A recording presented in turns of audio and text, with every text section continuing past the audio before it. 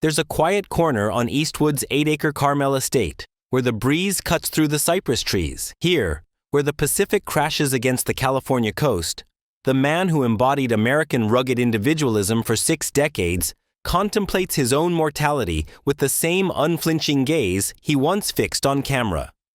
At 94, Clint Eastwood has lived long enough to bury friends, rivals, and more than a few critics.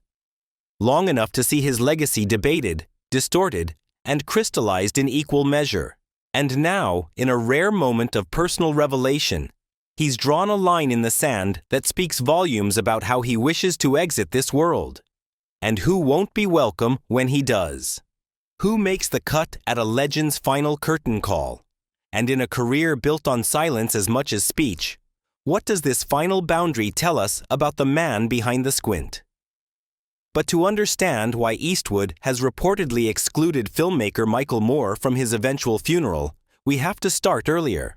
The revelation came during a lengthy profile for a prestigious film journal, where Eastwood, still directing at an age when most have long since stepped away from the camera, discussed legacy and final wishes. When asked about his funeral arrangements, a topic most nonagenarians might sidestep, Eastwood paused, then delivered the kind of unvarnished truth that has defined his 6-decade career.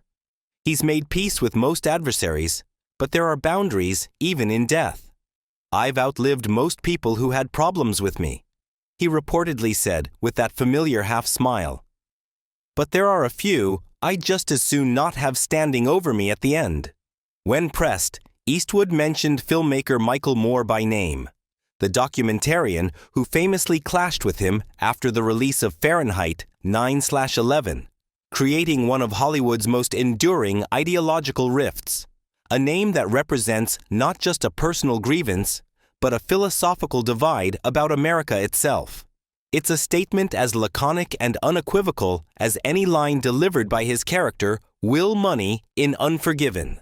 A final boundary drawn by a man who has spent a lifetime defining boundaries between heroes and villains, between Hollywood and politics, between the America that was and the America that is. But the roots of this final gesture reach much deeper than a single feud. The journey to becoming an icon began in Depression-era Oakland, where young Clinton Eastwood Jr. emerged into a world of economic uncertainty in May 1930. Born to a steelworker father and factory worker mother, Eastwood's early life was marked by the constant movement of a family seeking stability, switching schools frequently as his father followed employment opportunities up and down the West Coast. These formative years instilled a particular kind of self-reliance. While other children formed deep community bonds, young Clint learned to stand apart, to observe, to rely on his own resources. Friends came and went. What remained was family and an emerging sense of personal responsibility. I remember watching my father work himself to the bone, Eastwood once recalled. Never complained.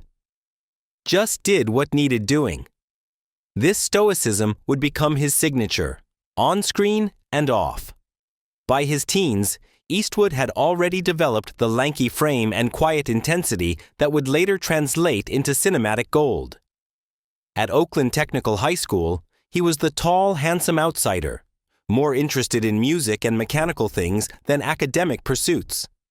Jazz, particularly, became an early passion that would later inform his directorial sensibilities and even his composing work. The seeds were planted early. Independence, resilience, and a distinctly American brand of self-determination. After brief military service during the Korean War era, where he survived a plane crash and a long swim through shark-infested waters off the California coast, Eastwood found himself in Los Angeles, another tall, handsome young man among thousands seeking a foothold in the entertainment industry. The apprenticeship was unglamorous. Bit parts, screen tests, digging swimming pools to pay rent. Universal Studios signed him to a contract in 1954, but mostly cast him as forgettable heavies in B pictures. Studio executives complained about his stiffness, his Adam's apple, the way he hissed his lines through his teeth. Acting is like any other craft, Eastwood would later say. You don't just wake up knowing how to do it. The break came in 1959, not from Hollywood's star-making machinery, but from television. Rawhide cast Eastwood as Rowdy Yates, the impetuous young cattle driver who would bring him into American living rooms for 8 seasons. It wasn't prestigious work, but it was steady, and it taught him the discipline of showing up, day after day, to shape a character over time. But television stardom came with costs. His first marriage strained under the pressures of his growing celebrity and long absences. The Western genre itself was beginning to feel constrained. American stories told in increasingly predictable ways, with increasingly predictable morality. Eastwood was learning his craft, but also learning its limitations. Something would have to change. The transformation from television cowboy to cultural icon began with a leap of faith. While on hiatus from Rawhide in 1964, Eastwood took a risk on a low-budget Italian Western to be shot in Spain. A Fistful of Dollars, directed by the then-unknown Sergio Leone.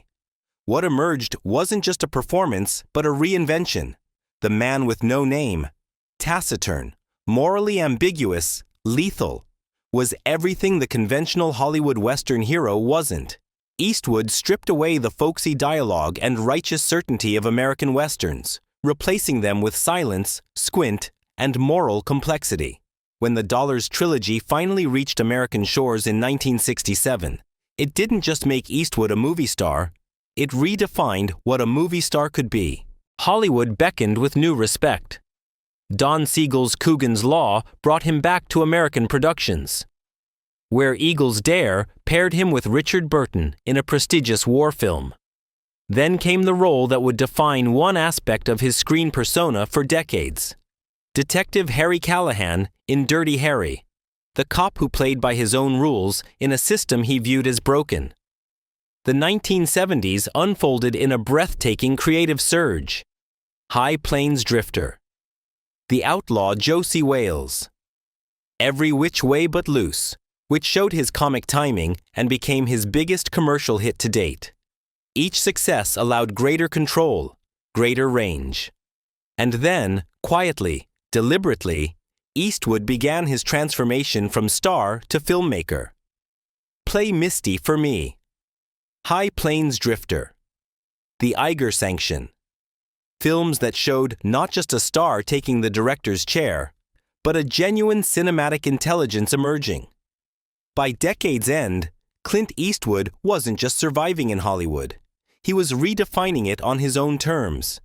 But the ascent to the cinematic pantheon extracted its price in the shadows beyond the spotlight. While America embraced Eastwood's laconic heroes, his personal life grew increasingly complicated. His 25-year relationship with actress Sandra Locke, which began during his first marriage and spanned 16 years and 6 films together, ended in bitter legal battles and public recriminations. Other relationships produced children, commitments, and eventually more painful separations. "There's a reason I've played so many loners," he once remarked during this period. Some types of character come naturally. Health concerns surfaced too. A serious heart condition in the late 1980s forced a reassessment of his famously disciplined lifestyle. Always lean, Eastwood became even more abstemious, monitoring his diet, exercising religiously, abstaining from most vices. The physical discipline that had served him as a young actor now became a matter of survival. Professional disappointments accumulated alongside the triumphs. Bird, his 1988 passion project about jazz legend Charlie Parker, earned critical acclaim but failed to find an audience. Several ambitious projects stalled in development, victims of changing studio priorities and the persistent Hollywood belief that Eastwood should stick to what had made him famous. The man who had spent decades portraying self-sufficient heroes was discovering the limits of self-sufficiency. Legacy isn't built alone, and even legends must eventually confront their own mortality. In these quiet struggles, away from cameras and microphones, the seeds of Eastwood's later, more reflective work were being planted. Explorations of regret, redemption, and the true cost of violence that would eventually culminate in masterpieces like Unforgiven and $1 Million Baby. But first would come the rift that has apparently never fully healed. The collision course between Clint Eastwood and Michael Moore was set decades before their infamous encounter, rooted in fundamentally different visions of America and its place in the world. Eastwood's political evolution had been complex. Though often associated with conservative politics, his actual positions defied easy categorization. Fiscally conservative but socially libertarian, he supported environmental protection and gay rights alongside gun ownership and limited government. His brief tenure as mayor of Carmel by the Sea in the 1980s focused more on pragmatic local issues than ideological battles. But September 11, 2001, sharpened political divisions across America, and Hollywood was no exception. When Michael Moore's documentary Fahrenheit 9/11 critiqued the Bush administration's response to the attacks and the subsequent war on terror, it didn't just win the Palme d'Or at Cannes, it created a cultural fault line. Moore's acceptance speech at the 2003 Academy Awards, where he denounced President Bush as a fictitious president to a divided audience of cheers and boos, became one of the most controversial moments in Oscar history. Hollywood's political divisions were now playing out on its most prestigious stage. A year later, these tensions crystallized at the 2005 National Board of Review Awards dinner. Eastwood, receiving an award for Million Dollar Baby, used his acceptance speech to respond to Moore's style of provocation. "Michael Moore and I actually have a lot in common," Eastwood reportedly said. "We both appreciate living in a country where there's free expression." Then came the punchline with the familiar Eastwood squint. "But Michael, if you ever show up at my front door with a camera, I'll kill you." The room erupted in laughter. Moore, also present at the ceremony, reportedly smiled uncomfortably. What seemed like a moment of tension-breaking humor concealed a deeper philosophical divide about America itself, about patriotism, dissent, and how a nation processes its own contradictions. And beneath it all lay a fundamental clash of artistic approaches. Moore's confrontational first-person documentaries against Eastwood's increasingly understated, morally complex dramas. One shouted questions, the other whispered them. The battle lines were drawn not just between two filmmakers, but two visions of American storytelling. Michael Moore stands as the most prominent name on Eastwood's reported funeral exclusion list, representing not just a personal antagonist, but a symbolic one. The Oscar-winning documentarian rose from working-class Flint, Michigan, to become one of America's most polarizing cultural voices. A filmmaker who placed himself at the center of his work, using confrontational tactics to challenge corporate power, gun culture, and American foreign policy. Their feud escalated beyond the 2005 awards ceremony remarks, when Moore criticized Eastwood's war films, Flags of Our Fathers, and Letters from Iwo Jima, for their portrayal of American military actions, suggesting they glorified violence. Eastwood reportedly responded that Moore had missed the point entirely. The films, with their unflinching portrayal of the psychological cost of combat, were meant as meditations on sacrifice and human frailty, not jingoistic celebrations. The divide widened with Moore's Bowling for Columbine, which took aim at America's gun culture, something Eastwood, with his iconic roles as gun-wielding law enforcers and outlaws, had complicated feelings about. Though Eastwood had actually explored the tragic consequences of violence in films like Unforgiven, Moore's documentary approached the issue from a perspective that many Second Amendment supporters found reductive. Their clash represents America's unresolved conversation with itself. Spike Lee emerges as another reported name on the list, a filmmaker whose brilliant confrontational explorations of race in America often placed him at odds with Hollywood's establishment. When Lee criticized Eastwood's Iwo Jima films for not featuring black soldiers, who were historically segregated into support units during that battle, Eastwood curtly suggested Lee shut his face and do his historical research. The exchange, later somewhat smoothed over, revealed the raw nerves still exposed when America confronts its racial history. Though both directors had created work that questioned American myths, They approach those questions from fundamentally different perspectives. One as a black filmmaker fighting for recognition, the other as an established icon working from within the system. Their conflict wasn't just about historical representation, but about who gets to tell American stories, and how. Jane Fonda completes this first wave of names, an actress whose political activism during the Vietnam War earned her the nickname Hanoi Jane, and the enduring enmity of many veterans. Though Eastwood and Fonda never worked together, their careers unfolded against the backdrop of Hollywood's painful engagement with Vietnam and its aftermath. While Eastwood explored the war's legacy obliquely through films like Heartbreak Ridge, Fonda's direct political activism represented a kind of engagement that ran counter to his more reserved approach. For a man who served during the Korean War era and later portrayed military figures with nuanced respect, Fonda's controversial 1972 visit to North Vietnam likely represented a crossing of boundaries he could never reconcile with. Some wounds time doesn't heal. It merely teaches us to carry them more quietly. But here's where it gets complicated. The public narrative of Clint Eastwood, the stoic individualist, the political conservative, the man's man of few words, has always been an oversimplification of a far more complex artist and human being. The filmmaker who reportedly doesn't want Michael Moore at his funeral is the same filmmaker who has spent the latter part of his career systematically dismantling the myths of American righteousness and masculine infallibility that made him famous. Unforgiven ruthlessly deconstructs the Western's moral clarity. Million Dollar Baby confronts the limits of individual will against fate's indifference.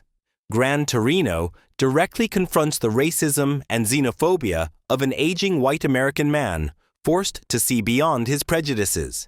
Is this the work of a simple conservative icon? The man often cast as politically rigid has endorsed both Republicans and Democrats, supported environmental causes decades before they became mainstream, and consistently advocated for personal freedom on social issues from gay marriage to abortion rights.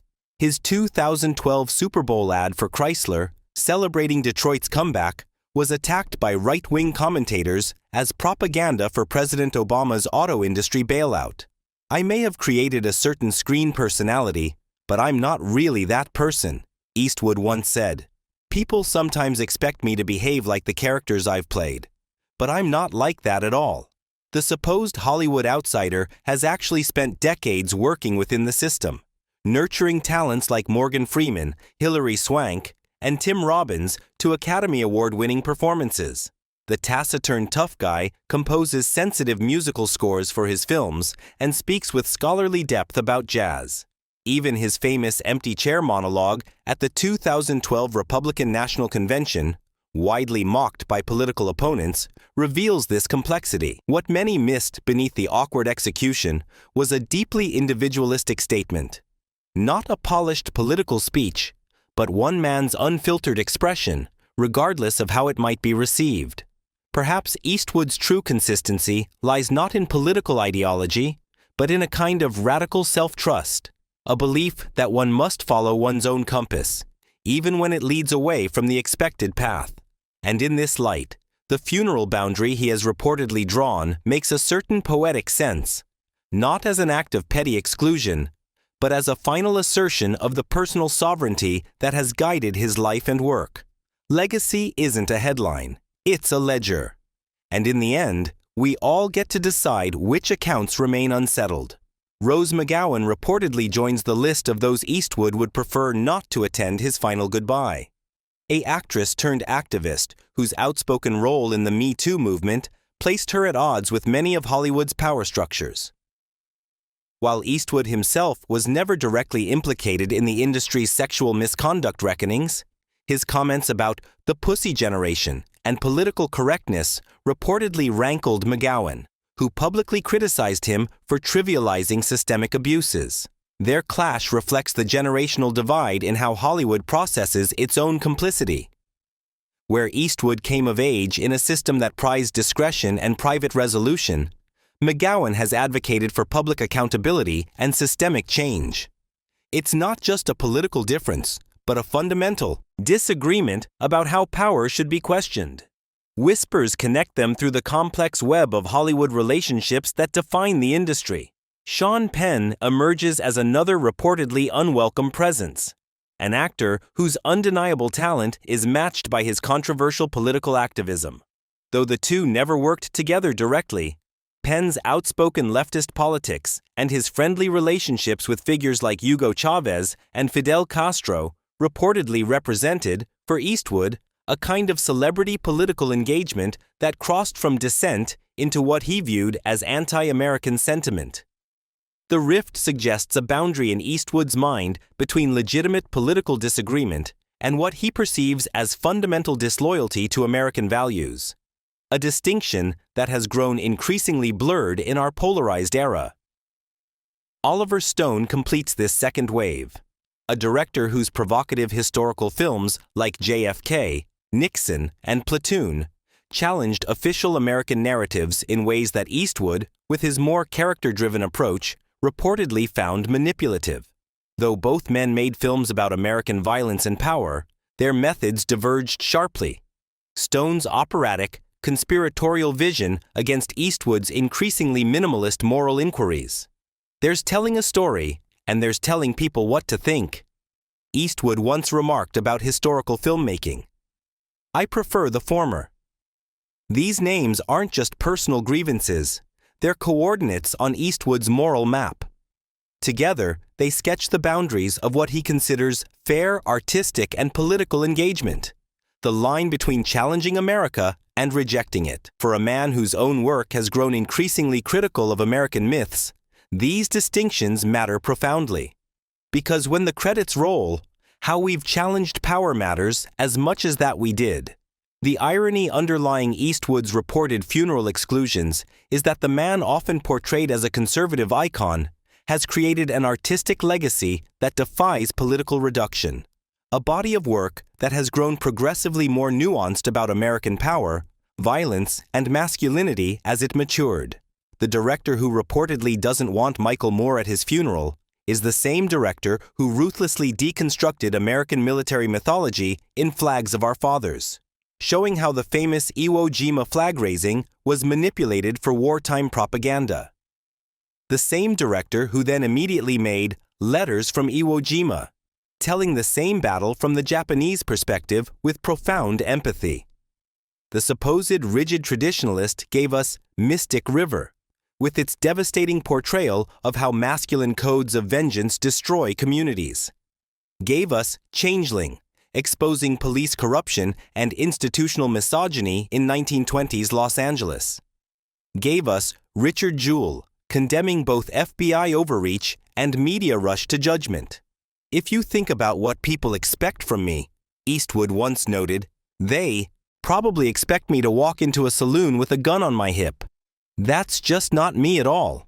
The public perception, hardened by decades of Dirty Harry quotes, political assumptions, and Eastwood's own reticence in correcting the record, often fails to capture the moral complexity of his actual work. Critics who dismiss him as merely conservative must contend with a filmography that has persistently questioned authority, criticized institutional power, and humanized America's supposed enemies. Yet Eastwood himself has sometimes seemed to lean into the caricature, as if understanding that the gap between his public image and private artistic intentions creates a productive tension. When he growls, "Get off my lawn," in Gran Torino, he's simultaneously inhabiting and critiquing the angry old white man America has often assumed him to be. And perhaps this is the most sophisticated aspect of Eastwood's legacy, his understanding that American myths must be engaged from within to be effectively questioned. By embodying the archetypes of American masculinity and power so completely, he earned the cultural authority to complicate and ultimately subvert them. The names he reportedly doesn't want at his funeral, Moore, McGowan, Penn, Stone, Fonda, Lee, represent approaches to challenging American power that operate differently from his own. More direct, more confrontational, more openly ideological. Their exclusion points not to the reactionary stance Eastwood is often accused of, but to a philosophical disagreement about how change and criticism should function. Because at 94, Clint Eastwood has earned the right to define his own farewell on his own terms. There's a story, neither confirmed nor denied, about Eastwood in the final days of editing $1 Million Baby, the film that would win him his second Best Director Oscar and cement his late career renaissance as a filmmaker of profound moral inquiry. In a small, dimly lit editing room on the Warner Brothers lot, Eastwood reportedly sat alone after his editing team had left for the day. It was well past midnight. The film, with its devastating third-act turn toward assisted suicide, was being shaped cut by cut, frame by frame. A studio executive working late passed by and found the director, then in his mid-70s, hunched over the editing console, studying a sequence where Hilary Swank's boxer asks Eastwood's trainer to help end her life after a catastrophic injury. The scene, played with devastating restraint, would become one of the most morally complex moments in American cinema of that decade. "Anything I can help with, Mr. Q?" "Eastwood?" the executive reportedly asked. Eastwood looked up, those famous eyes now tinged with the vulnerability of age. "Just trying to get the silence right," he said. "Sometimes what isn't said matters more than what is." The executive left him there, working alone in the small hours, a master craftsman still perfecting his art in his 8th decade, still searching for the perfect calibration between speech and silence, between what the audience needs to be told and what they need to discover for themselves. This is the Eastwood that his most thoughtful critics and admirers recognize. Not the political symbol or the Hollywood tough guy, but the artist who has spent a lifetime learning when to speak and when to trust the silence. The filmmaker who understands that moral complexity resists easy articulation, that human dignity often lies in the spaces between words. And perhaps this is what his funeral boundary ultimately represents. Not a political statement, but a final assertion of the artistic principle that has guided his best work. That some conversations cannot be shouted, only whispered. That some reconciliations cannot be forced, only discovered in the quiet dignity of mutual respect. At 94, Clint Eastwood stands as one of the last lions of a Hollywood era rapidly receding into history. The studio system that shaped him has transformed beyond recognition. The Western genre he redefined has largely disappeared from mainstream cinema. Many of the directors, actors, and crews who worked alongside him through 6 decades of filmmaking have taken their final bows. Yet Eastwood remains, still creating, still revealing new facets of his artistic vision, still drawing lines, not in anger, but in the clear-eyed recognition that every life must eventually define its own boundaries, its own sense of completion. The reported funeral instructions, with their short list of those who won't be welcome, tell us less about political grievances than about a man making peace with his contradictions while he still can. A man who understands that how we exit matters as much as how we entered, that our final gestures carry a weight that transcends the noise of daily disagreements. "We all have regrets," Eastwood once said while promoting Unforgiven, but it's never too late to look back honestly at who you've been, and maybe find some peace in who you still might become. If this documentary has moved you, take a moment to reflect on what Eastwood's journey teaches us about reconciliation, about the courage to change as we age, about finding dignity in the face of mortality. Perhaps tap like as a quiet tribute to a filmmaker who has given us 6 decades of stories that grew richer and more morally complex as their creator grew older. Because in the end, what matters isn't the volume of our disagreements, but the clarity of our vision. Not who stands at our funeral, but what remains in the silence after we're gone. The films, yes, but also the example of a life that never stopped questioning, never stopped growing, never stopped seeking truth in the quiet spaces between certainties. That is Clint Eastwood's true legacy, and it will long outlive any feuds.